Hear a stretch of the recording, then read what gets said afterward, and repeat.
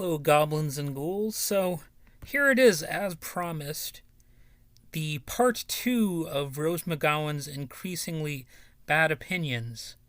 So, again, I have to say, I do feel weird talking about this because I don't want to seem like I'm picking on her or whatever, and, it's not even like I have anything against her acting.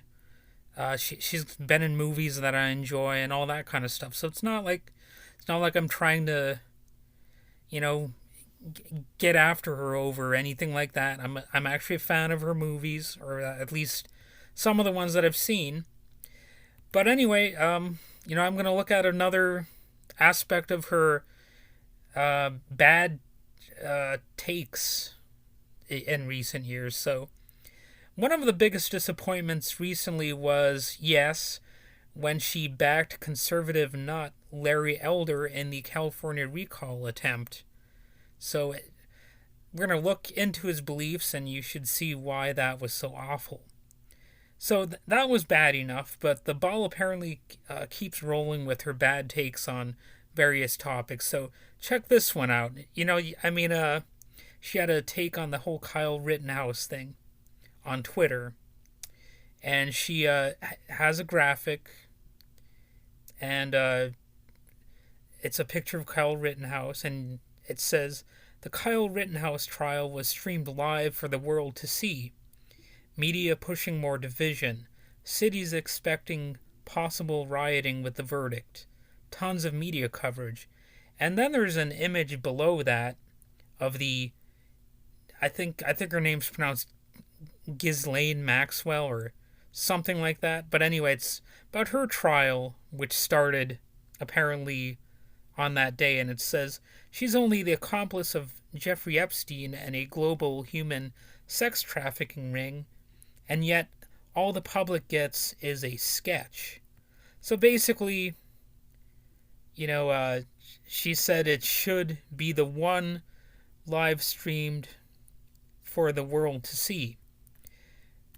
And she said, "Do you understand?" Like, above that, the comparison or the contrast, I suppose.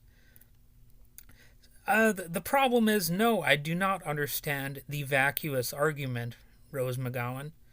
As I responded on Twitter, I said they were two different alleged crimes at two different times, and whether cameras were allowed in the courtroom is typically determined by the judge in the case, or whatever the local laws dictate, or possibly state laws, of course. So, that was a bad take, right? So, I don't want to sound like I get angry about it, because a little understanding might change a person's mind. Yet sometimes people just cannot grasp even the littlest bit of understanding to make them see why their judgment's so flawed. Then, of course, because I might get frustrated, dummies out there will flip it around and say, "Why are you so angry? It's just someone's opinion, Well, in this case, Rose McGowan's opinions or her little seeds of pseudo-wisdom have been vacuous as hell. But you know what? I can agree that maybe I should calm down about this. Maybe I shouldn't even dedicate an entire episode of my podcast to this. Maybe by allowing a little fresher air into my brain, I will once again get a clearer understanding of some bad arguments. I've been saying that for years about a lot of different issues, I should try to calm down, chill out, relax, maybe put the news aside for a time being, but I don't know, it's just so bad. So anyway, Rose McGowan, as I mentioned, she endorsed Larry Elder. She urged us to vote for him because apparently, according to the Daily Mail, Harvey Weinstein's lawyer gifted the California governor Gary Newsom an expensive bottle of wine, and McGowan also claims Newsom's wife called her personally on behalf of Weinstein's lawyer, and it was to make the accusation stories go away or something like that. Now, there are many problems with these accusations. They could very well be true, that Governor Newsom's wife did this. And Governor Newsom, I would say he does not seem like a great guy, as far as I'm concerned. But it is also certainly the case that Rose McGowan was also being used as a political pawn by Larry Elder's slimy campaign. Like politicians tend to do. In fact, as if to drive that point home, McGowan made at least some of these revelations on Dave Rubin's right-wing goofball program. In other words, Rose McGowan did basically everything in her power to reduce her credibility by deliberately tying herself, and oddly enough, the Me Too movement, to these right-wing smear operatives. She was discrediting herself, making any of her accusations look like, they're part of some sort of political operation. Also, an equally important question emerges. As bad as Newsom might be, should we really use his ties to shady people, as the main determining factor in how a powerful state like California deals with its economy and so many other issues? Consider that Larry Elder wants to abolish the IRS, end welfare, abolish the minimum wage, and end corporate taxes. Oh, and he also wants to abolish public schools. So those issues are a little bit bigger than what happened to Rose McGowan in her personal life, or what the governor's wife did. You know what I mean? Obviously, these issues are at least as important as anything Harvey Weinstein and his lawyers did, or even Newsom in general. Larry Elder also denies climate change. He's apparently against COVID-19 vaccines entirely. He claimed that welfare is more harmful than slavery was, which is quite a statement. Also, just like Trump, Larry Elder once denied a sexual harassment allegation by suggesting the woman was too ugly for him to have harassed her. Basically the same playbook. And apparently Rose McGowan didn't see any problem with endorsing his campaign. So anyway, she was a political pawn. She asked us to overlook all of that stuff I just mentioned and vote for the guy. Besides that, it's not like she doesn't know what I'm talking about here. She would understand this. So I think she was cynically being used. And,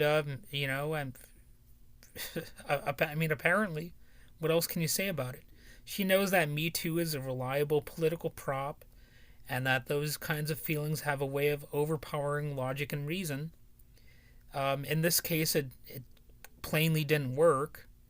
People weren't going to vote for somebody just based on her sad endorsement.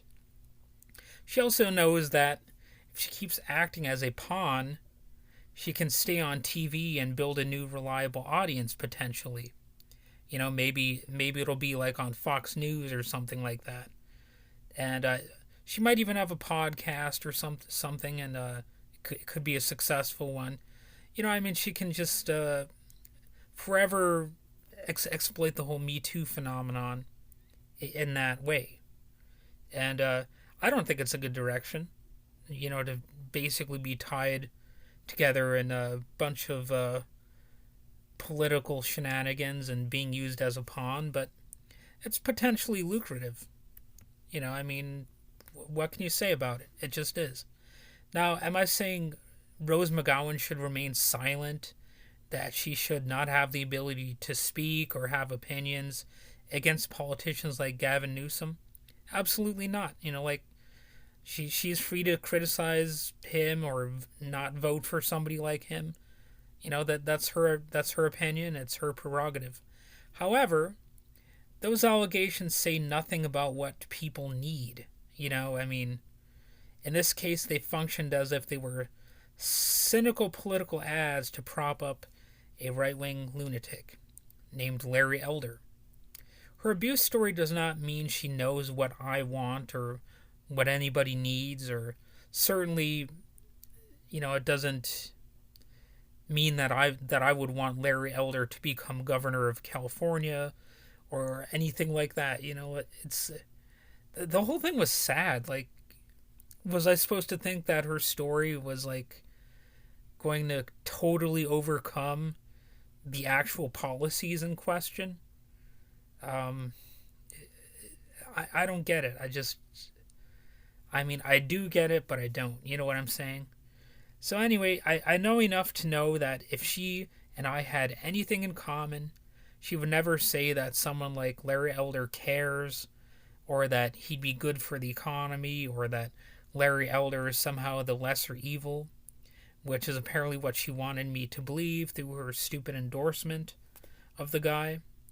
And I have to live with the fact that I'm probably right that shortly after land based life crawled out from the primordial soup, it became obvious that you can't trust anything for very long. You know, there are endless forces out to get you, to use you for any number of reasons for cynical advantage, or maybe even for no good reason at all. Rose McGowan is yet another quirky example of that hideous truth. It's like a hideous trick being played, and she's a cynical decoy. On the one hand, here's a pretty woman who's been in movies I like, who was abused, and who obviously wants to be heard. Now that sounds fair enough, right? But when we hear it, it somehow morphs into a message in favor of handing all of society's institutions over to the corporations and the ultra rich. So, what cruel tricks played by nature, and what a clever ruse. So, I would advise Rose McGowan to stop being a political chess piece, and I think he should have done better. I think he could have done better, and I don't know how you expect me to take you seriously in the future. Sorry. So I'm probably going to have like a part 3 of this because there's a lot to unpack here. It's a very strange topic, and you know I don't think I'm done with it yet. So anyway, have a good day.